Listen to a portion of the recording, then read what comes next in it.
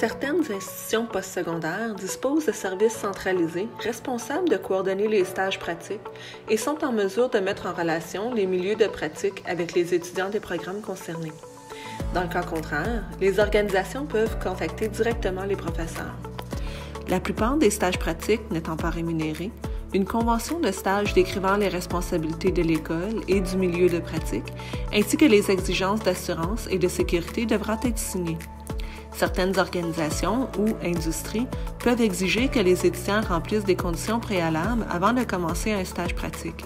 Ils peuvent demander une vérification du casier judiciaire, un brevet de secouriste ou une formation en santé et sécurité au travail. Les institutions postsecondaires collaboreront avec les milieux de pratique pour s'assurer que tout est en place avant la date de début du stage. Il est préférable de planifier à l'avance car la plupart des stages pratiques sont proposés à des moments précis de l'année scolaire. De ce fait, le moment où l'étudiant sera disponible dépendra de son programme d'études.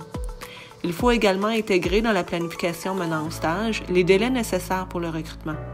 Il peut s'agir d'un processus formel dans le cadre duquel un milieu de pratique publie une offre de stage. Les étudiants posent donc leur candidature et ont des entrevues à réaliser. Il est aussi possible pour une institution de déterminer quel étudiant sera placé dans tel milieu de pratique et de l'associer à une opportunité. Les milieux de pratique doivent alors accueillir les étudiants, leur présenter leurs collègues et leur espace de travail et leur assigner un superviseur ou un mentor. Présenter à l'étudiant l'organisation, notamment sa mission, ses protocoles de sécurité, ses politiques et ses procédures est une bonne façon d'accueillir un stagiaire.